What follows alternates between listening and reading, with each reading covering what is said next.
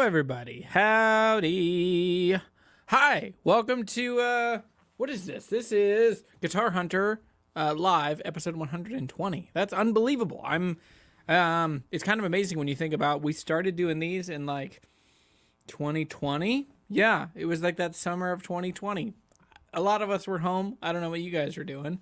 But yeah, let me know, were you there? How long have you been hanging out on Friday afternoons doing Guitar Hunter Live? I'm glad everybody's here. Let me see. Holy cow, Sonia. That's so unbelievably generous. Thank you. For the super chat. So $19.99, that's, man, that means a lot. This show usually is what ends up funding like the trips to Boucher and the trips where I go and chase down guitars and go other places. So I'm working this week on a ton of stuff with, okay, I get it. Sonia, happy birthday. Just wanted to say hi, wish you the best, and many more. Have a couple beers on me this weekend. I'm on my lunch break, need to leave pretty soon. Well, thank you, Sonia. That's very, very kind. Thank you. Yeah, it was my birthday. Like, how long ago? 2 weeks ago? It's been a minute now. It was June 16th, so a couple Fridays ago. Mr. David Revere, hello. Lone Grey Wolf, hey y'all. I read that stuff. Yeehaw. I read that backwards. I read it like a donkey.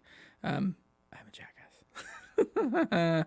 Okay, good afternoon, guys, from the OC. Sunny and 72 degrees.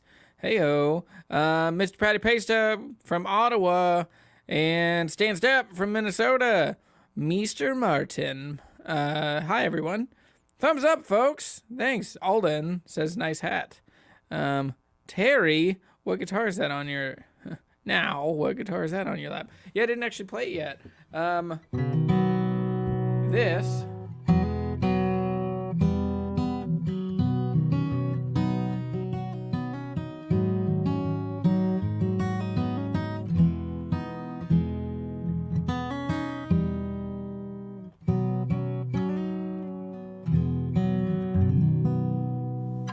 This is my Norman Blake. It's a Santa Cruz D1. Is it a D1 or a D12? Does it say? It just says D in the soundle. Hats make sense at a certain age. What do you mean? Getting older? They make... This is definitely an old man hat, but I think it's cool.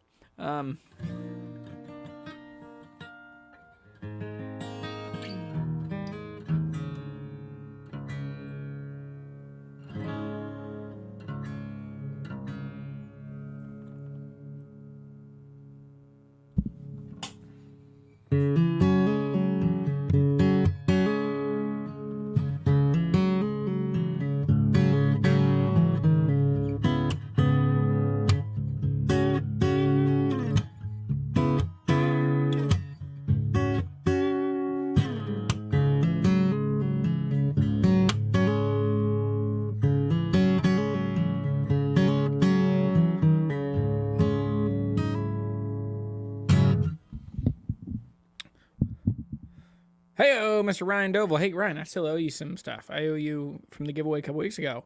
Now called a D12. Yes. So, yeah, if you don't know, this used to be Terry's guitar, and now it's my guitar.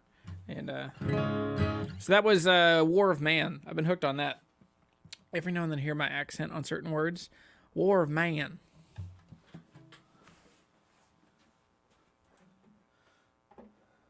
But, tell me about you guys. Where are you coming from? What's your deal? And what guitars do you expect to see on this list? As we talk about the guitars, again, I set everything up and then I change it all immediately when I get on here. Glenn Bailey, we've talked about this from Front Roll. You're up Attaway. Not far. I like the hat and the guitar sounds great. Thank you. Uncle Left Eye.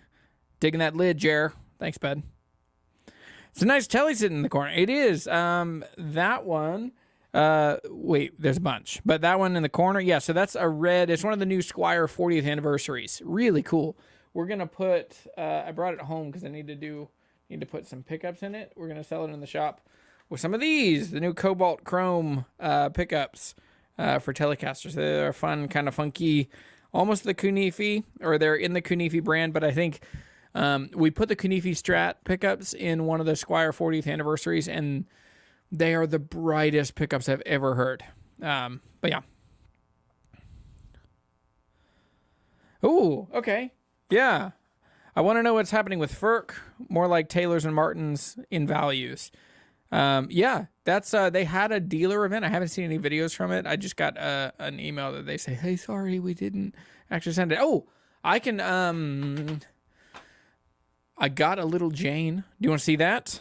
This can be a quick little detour. And then here in a minute we'll jump in. So let me grab a guitar. I want to show you. This is like one of the coolest party tricks.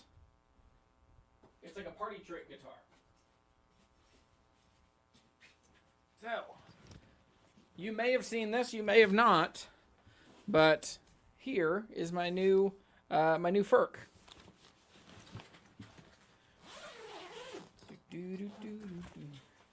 There it is. Look at that thing. So, here's the headstock. There's the body. But where's the neck, Jeremy? Watch this. Swoop-de-swoop. There's the fingerboard.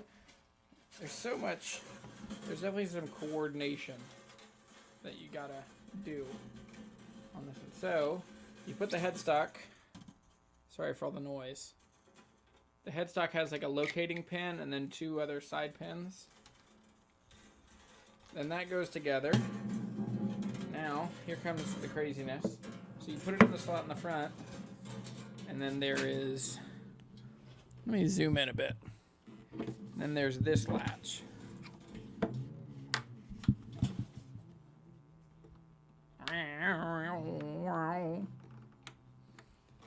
The trick, I did this the other day, the trick is to not remember, or to remember that your fingers, if they're underneath the strings here, and then you push this down, it'll pinch on your finger. So I'm hooked in now, and now I can I'll pull it from this side so you can see it.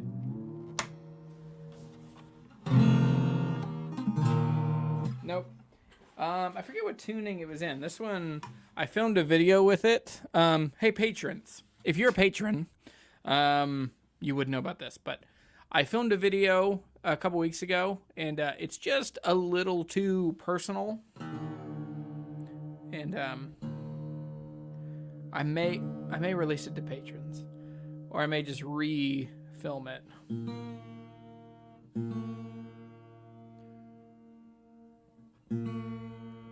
This one's closest to Dadgad.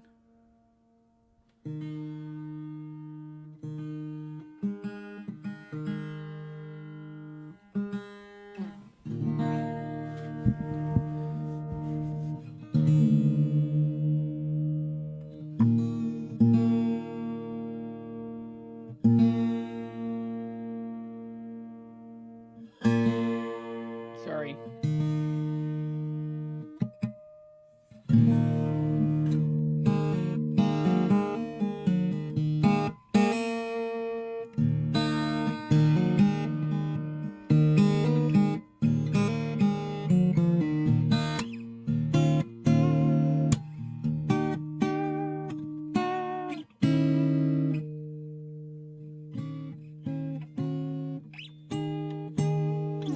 Anyway.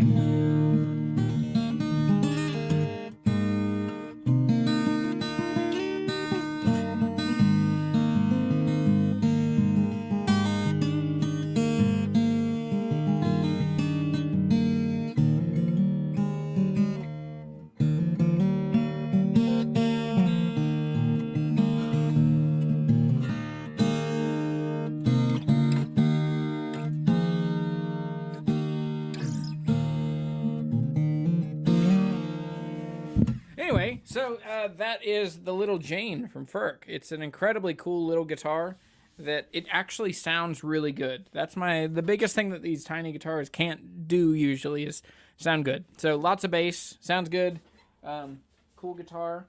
And I do think the more you show off the party trick of like going up and down, I think you're going to toast some strings or torch some strings. So anyway, and nice hat. Thank you. Well, Daniel, where are your priorities, man? If you don't know, Daniel is like a for real deal serious corporate lawyer. So I guess that rightfully takes priority. Where the neck comes out, does that act as a sound hole also? It does. Yeah, so you have, like, when it's not holding the body, you can, like, see in there. You can kind of see there's, like, a bracket in there. Yeah, see that? Oh, yeah, if I can get it lined up. Now I'm going to move my face.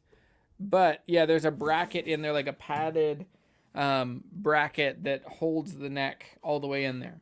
This is, like, one of the absolute coolest designed guitars. It's just perfectly cool. The nut is, you have to put the strings through the nut, which is it was a little annoying. I've only done it once. So anyway, I'm going to make a video on that next week. I made a video on it that was just too personal. I ended up not sharing it. So maybe if you ask really nice, yeah. Is that better than the Journey Overhead? I haven't played the Journey. I have one of the Traveler electrics, and I've had the Close. This one sounds the best of them. Yeah. Yeah, the neck packs away, and yeah. You can get a Furch Vintage 1 DSR for about 1,100 pounds or euros. Really good condition. Should I go for it? That seems about right. The Vintage 1 is still a satin finish, right? So that's a cool, it's a really cool guitar. You get a huge jump up when you get into the Vintage 2. Did y'all get hit by any of those fires when you were up in Quebec with Boucher? Their air quality, the air quality in North Carolina is so horrible from the wildfires. Climate change is messed up. So, I'll answer these in order. No, when I was there, it was still pretty rainy, and the fires are still way farther north than I was in Quebec. When I was with the guys, this is the first live show I've done since I've been in Canada. Sorry, yeah, it was just a lot of, like, I guess that's what it was. My flight got delayed. I was in the air while I was going to do a live show. I just didn't say anything. Sorry. I had a travel day that just trampled me. And ended up flying back on my birthday. So no, we didn't get any smoke while I was there. It was pretty cool and rainy the whole time. And, yeah. So then the next question, was, the air quality. Oh, the air quality. So the air. Uh-oh. Why you die? Hang on. Sorry.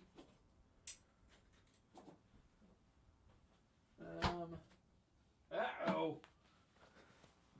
We should be okay. Hang on. Don't freak out.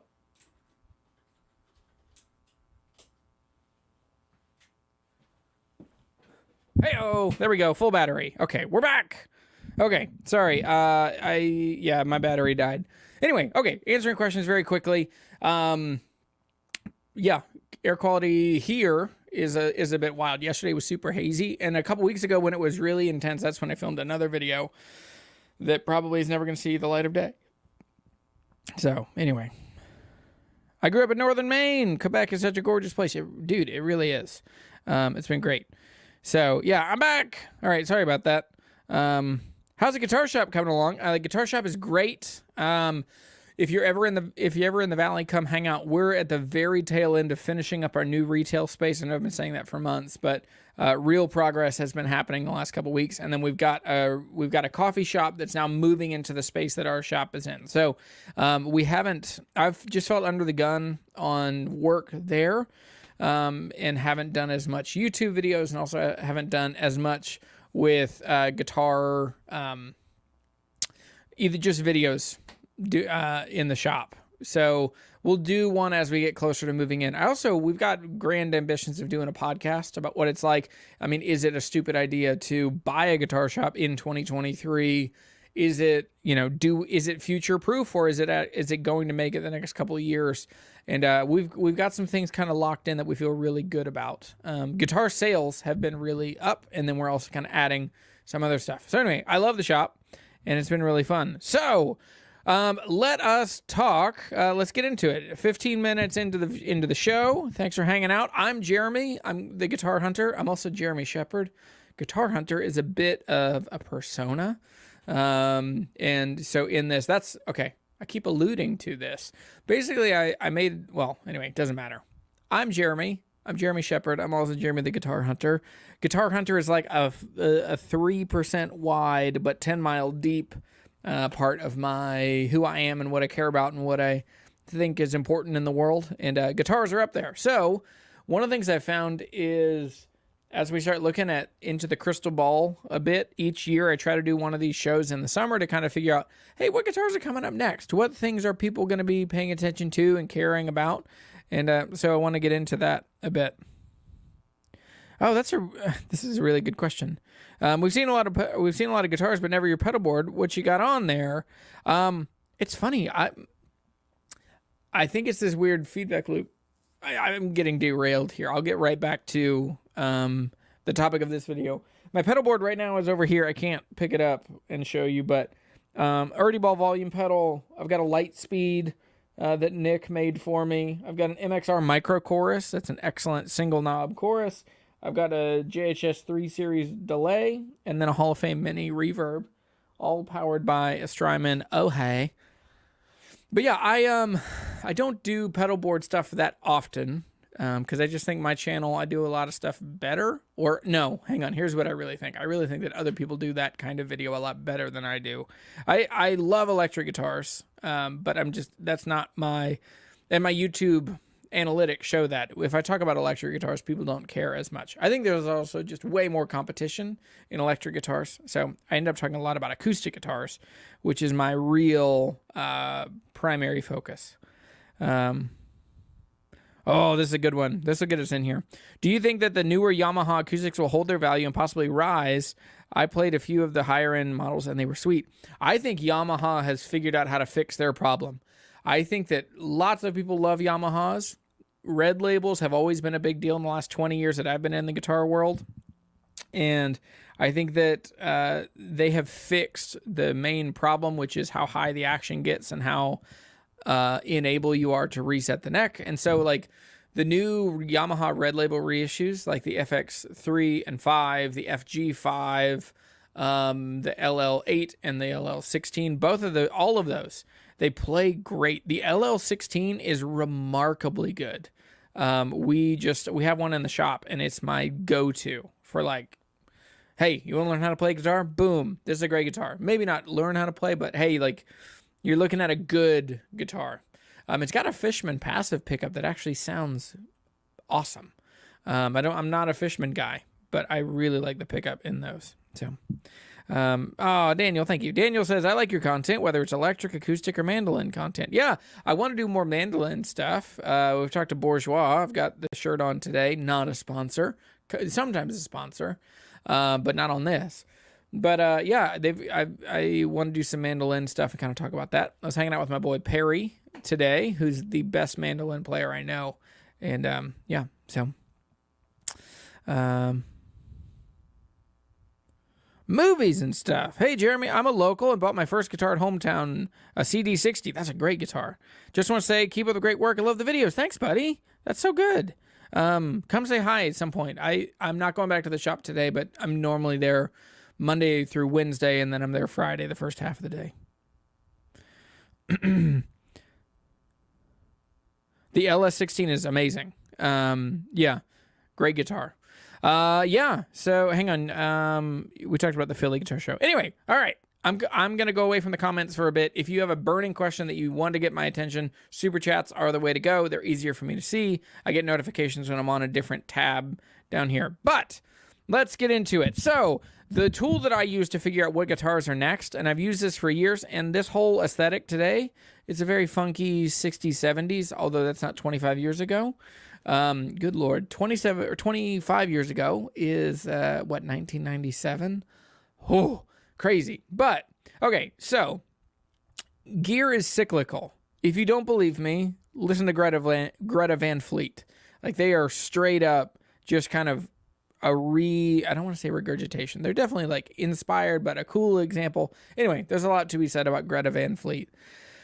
But gear is cyclical, and it typically is around a 25 to 30 year kind of returning window. And so you get these kind of like ebbs and flows and returns of certain kinds of gear. So new players are looking into the market, and usually the gear that either their parents are into or the guitar shops are kind of pushing, and also now just like culture and society, usually they're kind of the 25-year-old kind of guitars if they're doing like classic rock, vintage stuff, whatever stuff. So I think the 25-year window is a pretty safe bet to kind of figure out. And so when you look through, you start kind of figuring out like what's going on in culture 25 years ago, and then you go back and you look, and you're going to come up with some cool stuff. So with that said, here are some guitars I just want to talk about, and I'll jump back and forth between my notes and the comments, and I'll talk about these certain guitars through the years. So the first one, and these are in no particular order, but as I think through guitars that I'm like, haven't seen those in a bit, and I bet they're going to come back. Roll your mind back in time. If you run back, it's 1997. Oh, my phone is going off. Who is saying what to me? Okay. There we go. All right. My phone's on Do Not Disturb now.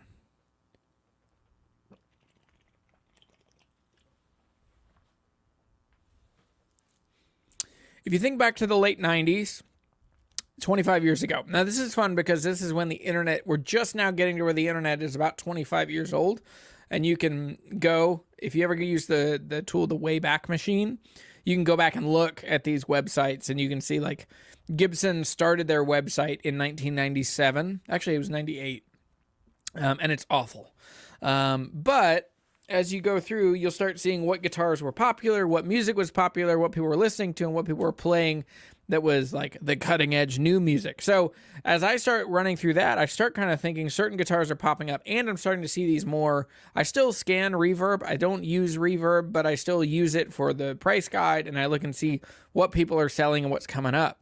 The one that I keep seeing, and I keep seeing these locally, are the oval holes. Now there are a bunch of different brands that made these, but when I think of like the late 90s, I think mostly alternative. I think coffee house kind of music. I think Ani DeFranco. I think, what's her name? Tracy Morgan. Tracy Jordan. Tracy Chapman. There we go. Tracy Chapman.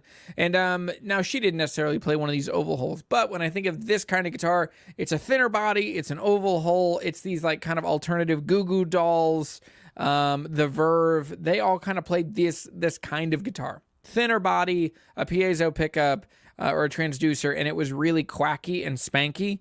And so to me, when I start looking around, man, I see these for sure. I keep seeing this kind of guitar show up. Tori Amos, that's funny. Yeah, absolutely.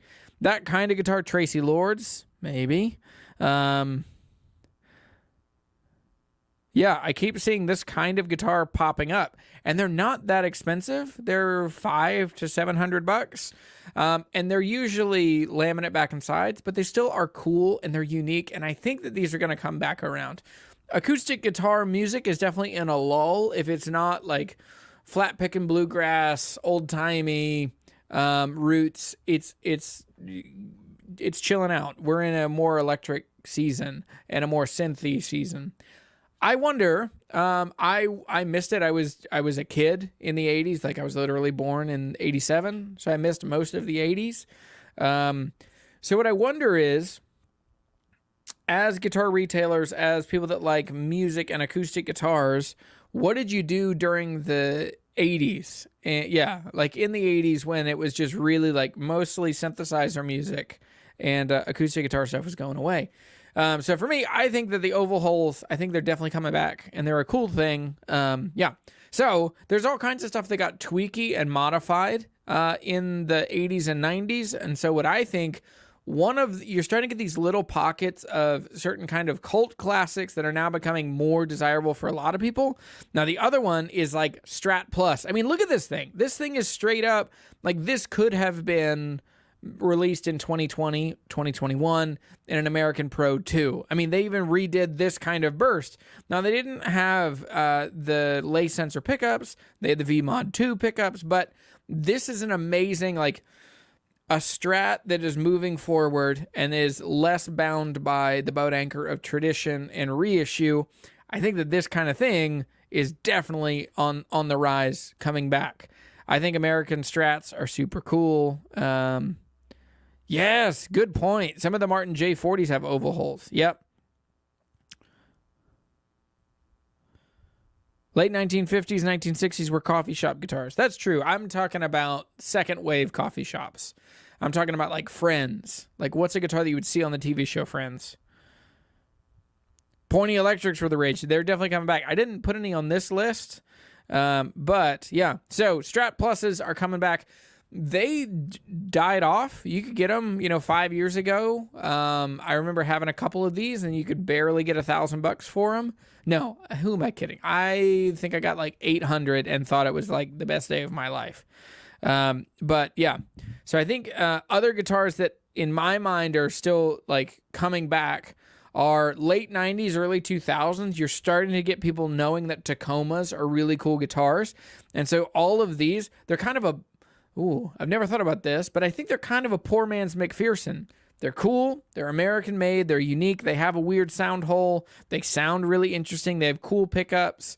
I think that, if you want a McPherson, you could get a Tacoma for, a fifth of the price. And I think that these are cool. I still wish, I wish that I would have snagged. I had a chance to buy a Koa Tacoma. I think it was a K24 is what they called it. I don't know. I remember we did a live show a while ago where we tried to track this down. But I think Tacomas are incredible sleeper guitars. Now, if you know Tacomas, you know that every single one of them has such an annoying problem.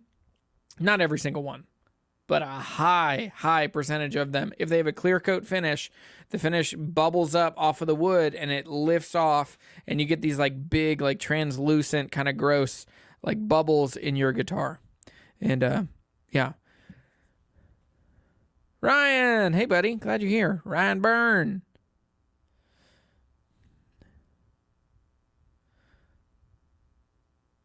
What do I think about the 2023 Paranormal series? We have a bunch at the shop. I've meant to talk about them. They're unbelievably good quality.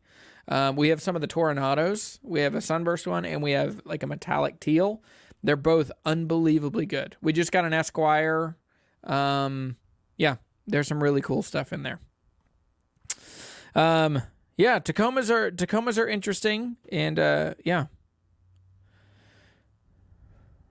So the next one that I think is coming, and I keep seeing these on Craigslist and Facebook Marketplace, all of the absurd, like the crackle, the nuclear fallout, all of the like funky industrial metal guitars that Epiphone was putting out, the rare Epiphones, they're all shooting up in value, like above $1,000 for these guitars that are made in Korea. Almost all are made in Korea or Indonesia. They all have like that red kind of stamped logo with the wings on the side. And they're cool, they're funky, they're weird. They are terribly poor quality electronics. So most of them at this point have been upgraded to Seymour Duncans, and they've had CTS pots put in or Switchcraft. And yeah, so I think that these are definitely on the rise. If you see them on Craigslist, I think it's a pretty good idea to snag them up. If you can get them under $300, I think you're going to do pretty great on those. I've had a handful of these, and I think my boy Steven at the guitar shop at Hometown here in Harrisonburg has one of these. Another guitar that I'm convinced are going to go up are all of the big Taylors, and I'm late to the game on this. Late 90s Taylors, particularly the 12-string, the 55 size, or the 50 size, or the 18 size, all of the really big Taylors, the 2 series, the 3 series. The 2s used to be $1,000. The 3s used to be $1,200 to $1,500. Now they're all like $1,500 for the 2 series, and the 3 series are now $2,500. And then it's kind of wild. Like as you get up, they still flatten out. Like this picture is a 615, and I think it sold for $2,200 or $1,700. So there's still a really good deal if you want an old Taylor. Now, I have a Taylor 814 over here with sassafras back and sides. It's for sale. It's on my website. If you want it, that's a newer one. But I think that Taylors historically really don't hold their value very well. But I think that's going away to some extent. I think that the middle priced ones that are cool and fun and are very piano-like. They're not overly bassy, but they're just good players. I think the big ones are going to get pricey.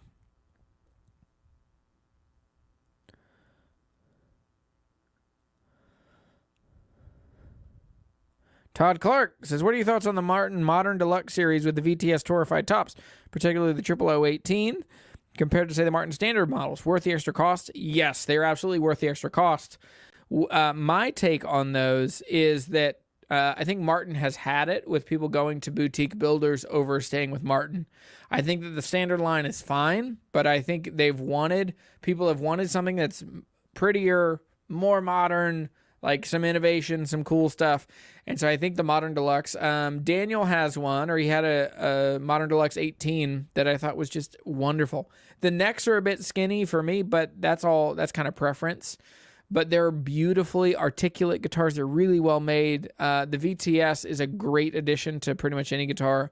I mean, at the same time, you're spending real money. You're above $3,000, right, on most of those. So, I mean, that's a lot of money. That would stress me out. I don't know about you guys. But the Modern Deluxes are really good. Everybody needs a big body non-dreadnought guitar. I think that's true. Yeah, for me, I don't own a jumbo. Jumbos don't do a ton for me. I'm getting there, but yeah. I once played a 415, but man, it was weird. I believe it. Yeah, they're big. And they're a weird thing. To me, they sound like I'm hearing a guitar in another room. I don't know how to describe it. Like I strum it and I like hear it bounce off the wall over there before I hear it coming off the back of the guitar. But you don't record a guitar. Here's an entire video that I could do that I haven't done yet. I like the way my favorite sounding guitars are guitars that, like, because I hear them from behind the guitar, I hear other people play those guitars and they don't sound the same. So it's wild. Unless you're really recording guitars regularly, that's where, like, the Alvarez Yairi that I recorded, the FYM 60 HD, the Honduran OM, that's the best sounding guitar that I've had in the studio as far as it in front of a microphone later on. The other one is, I still have it, I'm borrowing it, is that Baum. That one sounds unbelievably good as a player. Like, it just is really fun and fast and the action's light. And yeah. Oh, wait till you see Nathaniel's J185. I can't wait. That's so good. Yeah.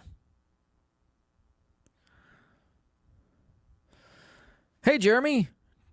Just a tip. Tell folks to like your stream. Hey, everybody. Hit the thumbs up if you can, if you will, if you like me at all. Hit a thumbs up on the video. That really helps spread the channel and gets it out to new people. I've seen a good wave of new people in the last month, and that's exciting. And I've got really exciting stuff coming up over the next little bit with Boucher guitars, and then I'm going to the Philly Guitar Show with Daniel in the middle of July. And then we're starting to I'm getting back into the Dream Guitar Challenge. It's just been slow this year because I've had a million things going on. But anyway. All right. Yeah, make sure you hit a thumbs up on this video. And that will make sure that the algorithm tells more people, the almighty algorithm. All right. The next guitar that I think is going to get really big. Now, I've talked about this. There's no surprise to you that I love old Guild guitars, especially the 80s and 90s Westerly Guilds. So fun. The D4 is a pretty magical guitar for anyone. D25s are so fun. D35s. I have a D40. It is such a good sounding guitar. And they are so criminally undervalued. Now, these are never going to be $2,500 guitars. Hopefully, maybe, if I keep working on it. But they're shooting up in value. They used to be $500, $700-800. Now they're $1,000, $1,200, $1,500. I saw a D40 recently sell for $1,750, which was the highest I've seen them sell for. So if you're in the market, if you want a cool handmade acoustic guitar in the US, I mean, these are about your best option for vintage stuff. It's the most vintage that most people could still afford. Because people have gotten wise to the other sleepers of that same time period. Mossman have shot up, which Mossman and Guild are not competitors. Mossman is a boutique guitar. But the old Gallaghers, the old Mossmans, the old what else is in there? La Prenzie would be in there too. They've all gotten wild expensive, but these, they're not crazy. All right.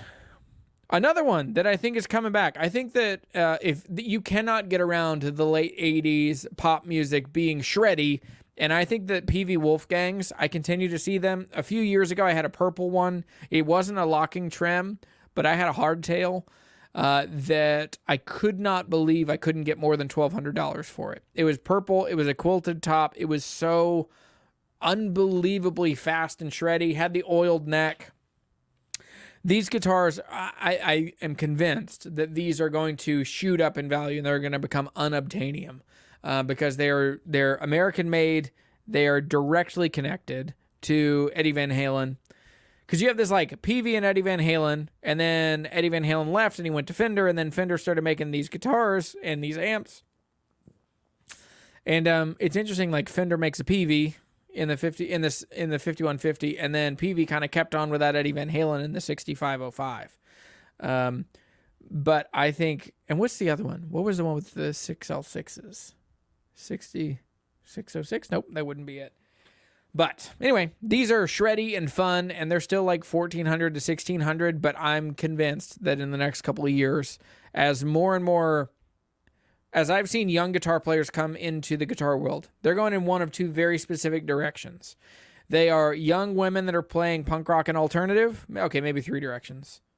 Young women going into like punk and funky weird stuff. Then you've got men and women, like young men and women learning how to play, and they're going into like old-timey bluegrass traditional. They're listening to Billy Strings, they're listening to Tyler Childers, Americana, that kind of stuff. The third camp is they're going straight into like metal shreddy stuff, and they're doing polyphia, they're doing all kinds of the crazy like taps and overhand stuff. And so with that said, that kind of guitar has been around for a long time. The new ones are quite expensive, although there's such a race to the bottom dollar in the electric guitar shreddy world. But Peavey Wolfgangs, I think, are coming back for sure. They're definitely super interesting and popular for a lot of people. Joe from Maryland. You should say 4 now. Joe's been all over the world. Harrisonburg, Virginia, Mexico, Maryland. 74 G35, currently getting a neck reset. That's exciting. Awesome, man.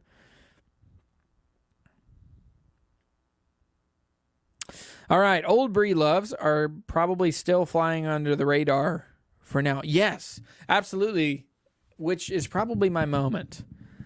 That's what I should do. Maybe, I mean, a dream guitar is like a Myrtlewood Wing Bridge Breedlove, a 12-string. That's what I should do. Dream Guitar Challenge. That's where I'm headed. Tex says, Jeremy, when you get older and your voice tone starts to grow lower, a version of a J185 or an Iris AB or a Bourgeois Small Jumbo helps. That's awesome. I still have very much a tenor voice. I can't sing low at all. And I have to build up. I've been working over the last 10 years to build up confidence to where I'm comfortable singing is definitely higher than most other men. But it works out pretty well for me. Jake picked up a spotless Guild GAD Series 12 fret solid spruce and Paduke. It's a tremendous guitar. Man, that's a great one. Jeremy, have you ever played a Collings Julian Lade? Isn't it Lang? Signature acoustic? I don't know, but it always sounds too dry to my ears on the internet, and unfortunately there's no Collings in my country. I played one a few years ago at Artisan Guitars with Jesse. And I like it. It's not my thing. I felt the same way. I felt like it's pretty dry. It didn't resonate as much, but that's a guitar built to a style of playing that I am not their target player. I want a guitar to feel like it has a reverb pedal. Like I want a guitar that's just like giant and echoey and just like resonates forever. So, yeah. What is slowed to appreciate our custom shop Fenders? That'll preach. Okay, here's the thing. Custom shops are high fashion. Fender custom shops, they're always aiming after what is the most popular thing right now. And even then, yes, there are reissues and it's a 57 in shell pink, but like we have this kind of like, okay, on a if you leave the animation on your Mac and you like zoom over the menu bar at the bottom and you see this bubble and it like zooms as you scroll, that's exactly what we're doing through the custom shop with certain periods of acoustic guitars or electric guitars. So in the Fender world, it's like, two-tone 54 spec Strat with, Bakelite plastics. And then it like zooms forward and you're like, a 57 in shell pink with tarnished gold hardware, or a 55 Telecaster in the white, with a white guard or a black guard. So we get a disproportionate, like, it's just kind of meandering around, but they're always high fashion. Like in a couple of years, like right now, pink guitars are pretty hot. I like pink guitars, but in a few years, I guarantee I'm going to go back to people thinking my pink paisley is stupid and that it's ugly and people don't like it. That's where it was for a long time. And just in the last couple of years, people have started saying that it's really cool. So that's a really good point. So Daniel says, I've played the Julian, anyway, I'm saying it wrong. The Julian Lage? What is happening? I always thought it was Julian Lang. Or am I just... I mixed up on somebody else. Anyway, acoustic and electric. The acoustic I was not a fan of, remains the only Collings acoustic I've ever played that I thought was a dud. The electric is magical.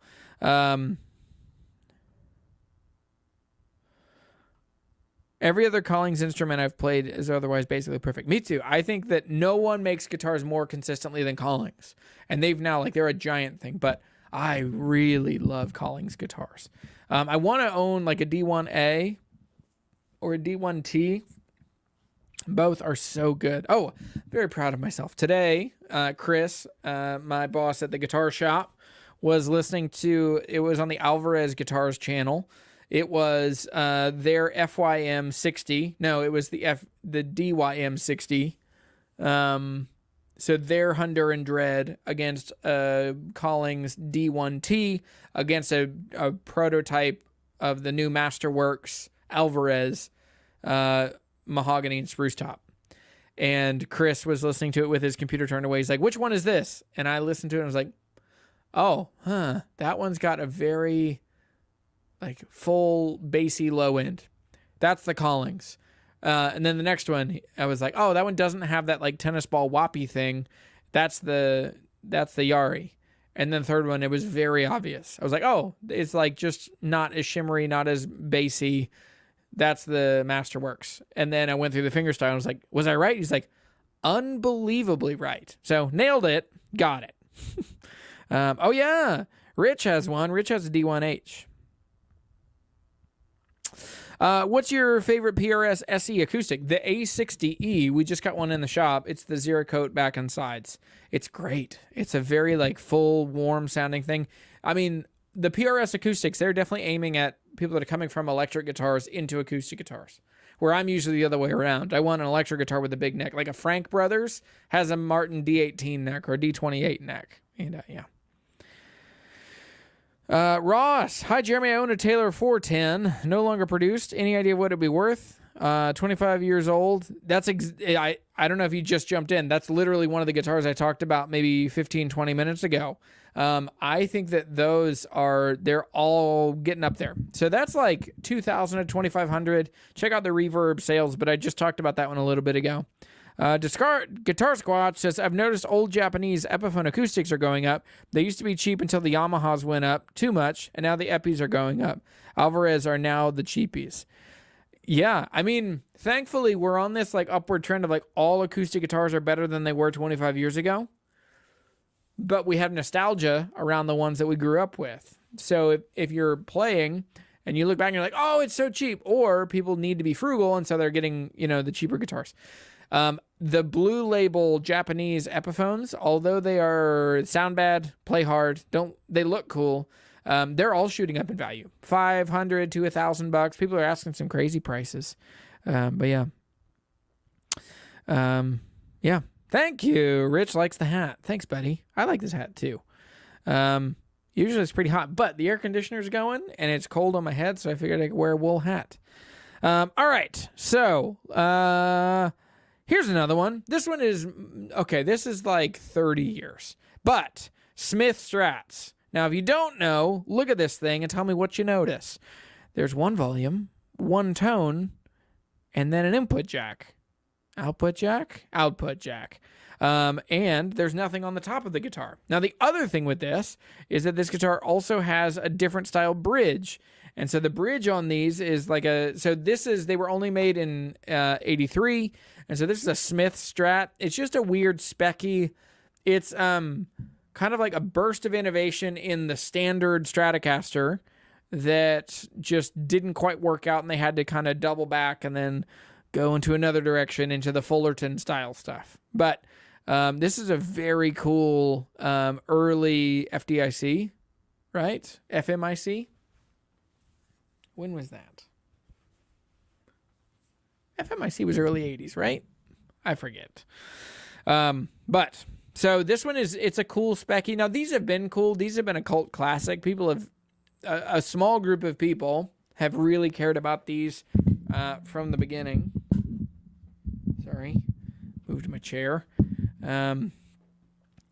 So yeah, these are cool, and if you find them, most people don't know what they are, but when you look at if it's an E2 or an E3 Strat, like the serial number is E2, E3, 82, 83, you're going to find these Smith Strats. They're cool. They're funky. They're definitely aimed at like high compression, 80s, like just that era of, not Purple Rain, but that kind of like Christopher Cross sailing, lots of chorus, lots of flanger. I'm a flanger man from way back. Heritage guitars are unbelievably good. Yes, the Dave Grohl 335 is going to be awesome. How have 25-year-old Taylors aged, though? At the time, they tended to sound thin. Yeah, they never sound that thick.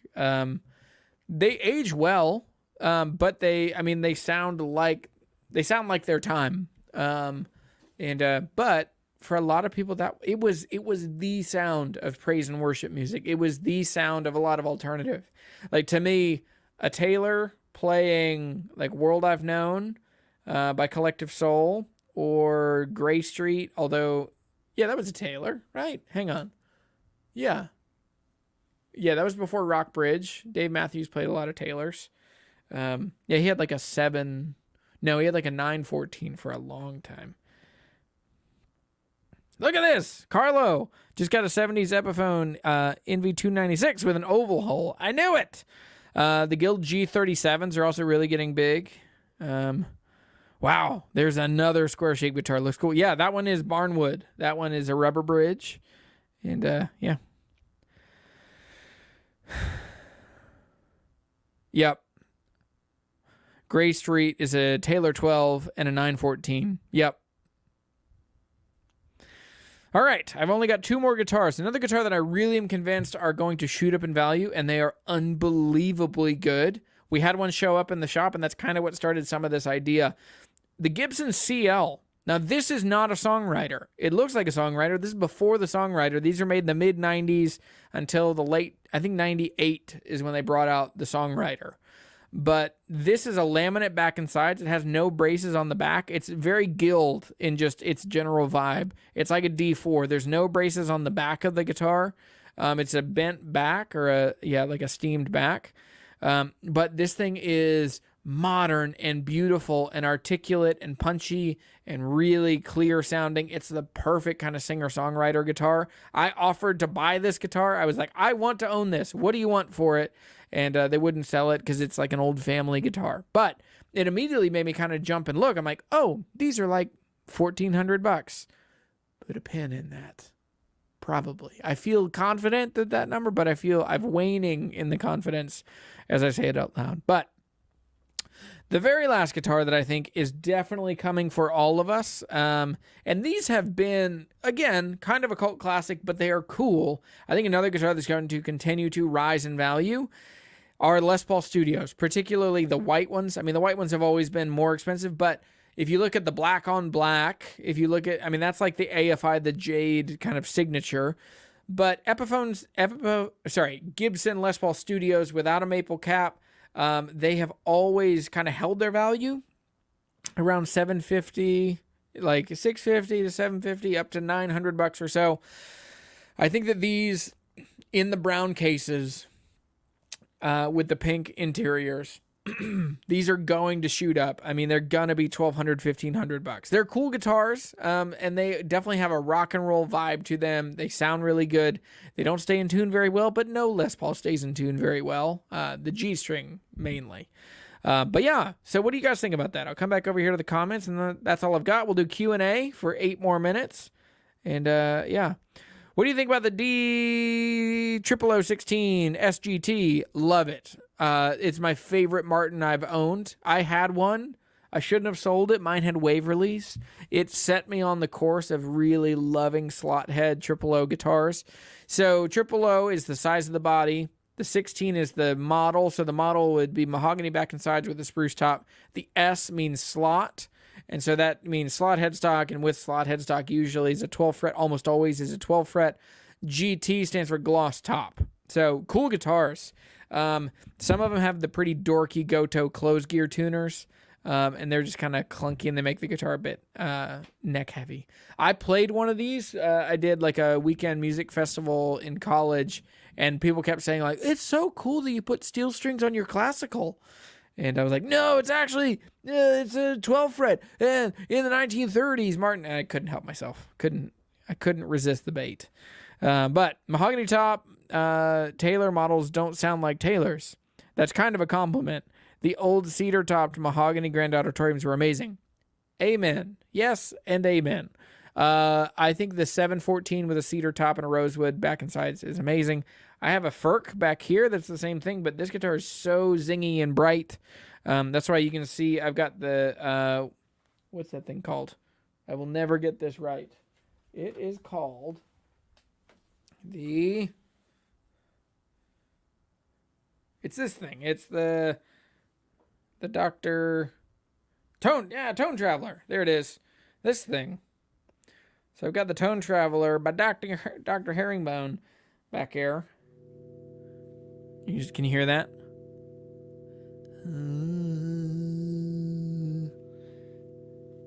I do think it's kind of cool. You can like swipe it like the strings, and you can turn off certain frequencies. So that's an E, D, and B. Anyway. But I have this thing on there, hoping to kind of warm it up and make it sound a little better.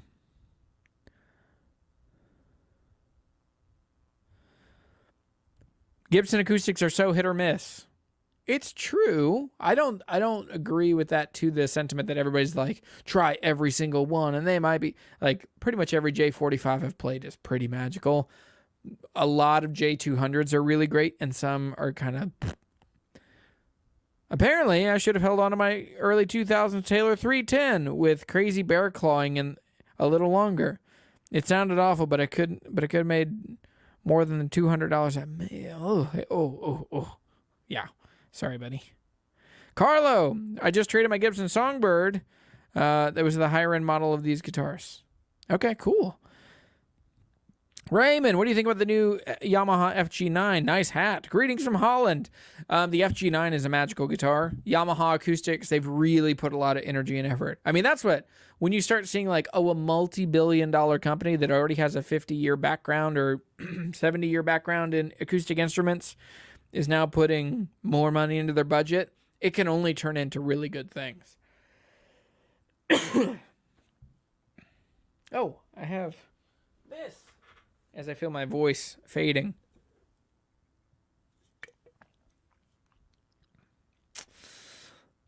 I love the studio's look, but most of all the Les Paul models. I do too. Yeah, I kind of wish they had binding, but I like that they're one color. I've always wanted a white one.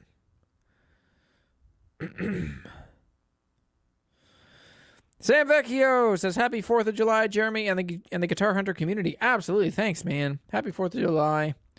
Yeah. I find myself checking out early 90s Strats for sweet modern wave and vintage vibe. Any thoughts or suggestions on early 90s American Strats? The colors are super fun. There's also, they have like several versions. So they would have like the Strat Plus, they'd have the Deluxe. The American vintage reissue stuff is so good and cool, the Corona stuff, but it's all, everybody's gotten wise to those. So if you can find standards, they're really cool colors.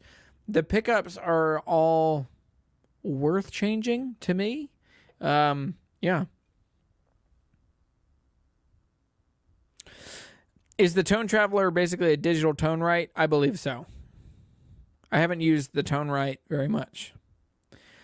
Will Furch guitars hold their value? I sold a used Vintage 2 Dread today for $1,800, like almost $1,900. It only came off $400.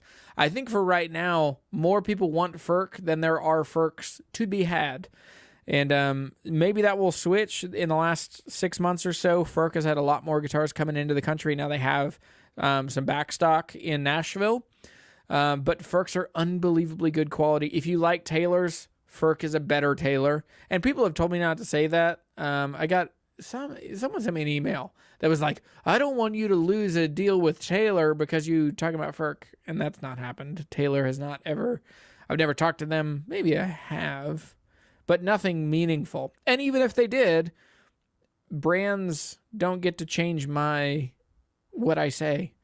So that's not entirely true. There are times where I'm like, okay, I can't say that since I work at a guitar retailer. Looking at you, Ibanez. But overall, Furchs hold their value really well. They're really cool guitars. Now, it is tricky for the people that are stuck in the old modeling system, because where it's like, I have a G23. It's like, what does that mean? And then you have to go through and look and figure out their old modeling. And then also there are a bunch of Furchs that were sold under the name Stonebridge, which is really hard and complicated. So anyway, I would say yes, but it's not a surefire thing. What are your thoughts on the Modern Martin Deluxe in comparison to the Authentic series?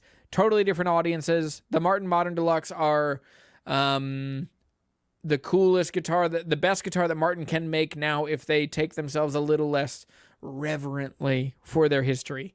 It's also, that is the guitar, if you want like the newest, most pressing, like they're going after people that are going to boutique brands. And I love it. I'm totally here for the Modern Deluxe series. I like them a lot. I think the necks are a little skinny for me. I said some of that earlier today. But then the Authentic series is, if I were gun to my head, buy one of those, I'd buy an Authentic. I just think I love the pedigree and the history of Martin. So for me, I'm definitely into those. Alden says, I've struggled to sell a 2014 Taylor 810 in the last few months. I have struggled to sell a Taylor 810 in the last little bit, or I have an 814 that is a limited edition. And that's the biggest thing that Taylor shoots themselves in the foot with, is that they have standard versions and they've constantly putting out limited editions. Like, it's the 814 CE L7. It's the fall 2023. We found this unusual tree from Africa. And I get it. I appreciate it. I can say all of the things that they say to sell it, but I can't get somebody to buy it, per se. Your vintage versus vintage reissue video comes to mind. Thank you. Yeah, that was I did a reel this week, or a short. The next one, picking up an Alvarez Masterworks next month. Picked it up over the Taylor 214. Good choice. An all-solid guitar. That's a really good choice. Have you ever played an Epiphone Scroll? Very pretty Epi from the late 70s. I don't know if I have. Mark C. loves his Furch. Did you mention Blue Ridge? I like Blue Ridge. I don't think that they were still pretty dorky in the late 90s. By the early 2000s, mid 2000s, like the BR40s, I haven't seen any of those in a while. I sold so many of those. Because they're a solid spruce top with laminate back and sides. They sold for like $350, and then with a case around $400, $450. Yeah. That's kind of so Ibanez. You mentioned Ibanez. I'm very curious about their semi-hollow guitars that sit between 900 and 1200. There are some really good choices in there. The art cores are really cool. That's kind of where Ibanez really has an unfair advantage in a sweet spot, is those semi-hollows and jazz guitars in that price range. I don't know, and this is awful because I'm a dealer. I work for a dealer. I don't know that line super well. I know that we just got 3 of them. And they're all, and we have a used one. They're all really fun. We got one that was Macassar Ebony, gold hardware. The artist is unbelievable. That's a solid body, but it's such a good guitar from Ibanez that kind of gets overlooked. Terry says, advice, set some kind of search engine for the older Martin 0015, the narrow neck, especially the 0015S pre-SM model, old Honduran mahogany, and some people don't know what they have. Be patient. It's true. That's a great guitar, and they sold really well, so they kind of show up. Do you think the Boucher guitars will continue to increase in price? I think that all guitars are going to continue to increase in price, regardless of inflation, but guitars are... I mean, it is a passion project. No one is at risk of becoming rich owning a guitar company because it's just, there's still narrow margins. And but if you believe in them, I think that Boucher is still 25% more affordable than most of their competitors, and they are making better guitars. Before this trip, I was like, oh, Huss and Dalton and Boucher are pretty much the same guitars. They are not. I love Huss and Dalton, but Boucher is making better guitars. Better material. It's because they have access to better materials, and they have such an incredible wealth of wisdom in Robin. And so if you're looking at a high-end handmade acoustic guitar, and they're not super traditional. They are traditional adjacent, but I really like them. Todd says, I had the strangest encounter with a Martin recently. I bought a D18 Satin and had several pin size. Whoa, that's crazy. That's crazy. Will G&Ls ever rise in resale or heritage guitars? I'm destined to lose all my tail. Am I destined to lose my tail on the used heritage H150 I bought used? Well, you didn't lose as much as the first person to buy them. G&Ls are probably never going to be that popular. But you look at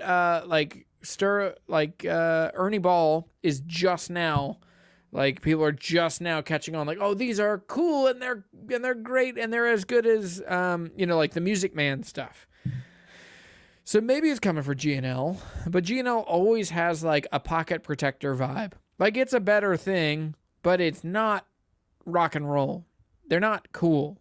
Like, the G&L ASAT is better than a Telecaster, but it's not cool. These are the things I say at the end of the day when I've been talking for an hour and 4 minutes. Here we go. Matt Beckner says, I have an old Guild 64 Guild. I have an old Guild, 1964. It's eventually needing some work, a neck set. I also have an Eastman that honestly sounds better to me. Think it's worth parting with the Guild and grabbing another Eastman? I will both buy your Guild and sell you a new Eastman. I had a 64 D40 that I love. And, okay, because of the way that they put the necks together for Guilds, most of them, it's pretty impossible to reset the neck. I think maybe that's changed. Yeah, maybe just using heat rather than steam, but yeah. You can send me an email if you want, and we can talk about that. Raymond, I'm thinking about buying a D28 of HD28 in a D28 instead of an HD28. It depends on what you play. HD28s are a different thing. They're pretty much a different guitar. They're louder. They're more aggressive. You got to put more energy into them. A D28 can still kind of be just a strummy, singer-songwriter-y kind of guitar. Oh. Hi, Jeremy. How much would you pay for a 67 ES330? That's a problematic time period. A lot of things can be wrong. A lot of things were in transition. They were just trying to keep the lights on, transitioning into the Norland era.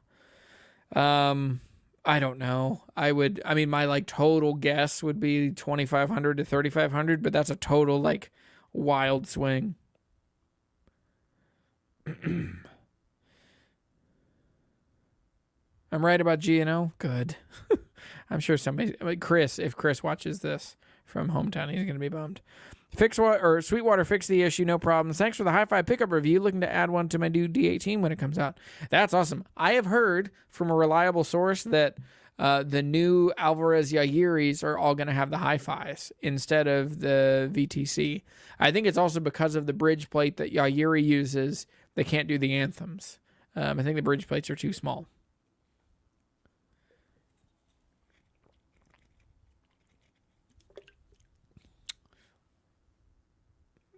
Bass 2 fan? Bass 2 fan? I'm going bass since you're a musician. I'm the original owner of a Gallagher 71 Special that I had built when I was in college in 1976. It is a beast. No idea what it would be worth. That's a fun guitar. You'd have a very specific audience that wants that guitar. When I was doing stuff with Gallagher guitars, we found a 65, like a very early G50. And I think David got it for $3,200 and was trying to get 4 or 45, which that's a complicated thing. Like when the brand, and it's different because it's a boutique brand, but when a brand owns the guitar and then is trying to sell their own thing, it's this weird loop of like, if that thing would sell for that price, it would add value to your current brand, but you are currently trying to sell a guitar from a company that you bought that it was this weird, like he couldn't sell it to make enough value to then get it.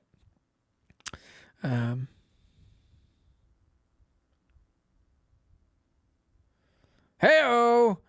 Sitting here at my bench cracking lacquer for my latest Rich Allen vintage guitar build. That's awesome. Dude, you're so good at that. Sometimes I just sit and just stare at my Blackguard. What did I miss? Buddy, you missed a lot. I'll text you. I'll get back to you, Rasmus. Things got crazy. Sorry, buddy. Why aren't we seeing discussion about resale prices of guitar companies like Santa Cruz, Collington, Husson, Dalton, Bourgeois, and Froggy Bottom, and the like? Because when I do, I get emails from those companies saying, hey, jerk, don't talk about our guitars depreciating. People are going to buy our guitars. I've seriously gotten 3 emails from different brands saying, don't talk about this. But what I've tried to do is, I'm a huge advocate of buying used boutique guitars. Buy them. You can get them half off. You're still going to spend more than, like, even half off. They're still usually more than a Martin, especially a used Martin, but they're cooler. They're more exciting. That's where I got my Husson Dalton TDM for $2,000. That's where I got my Waterloo WLS for $1,600. Both of those guitars have moved on to the undying lands over the waters.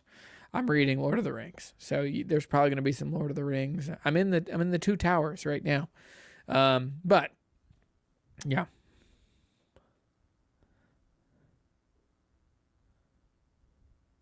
Yeah, that's not a bad idea.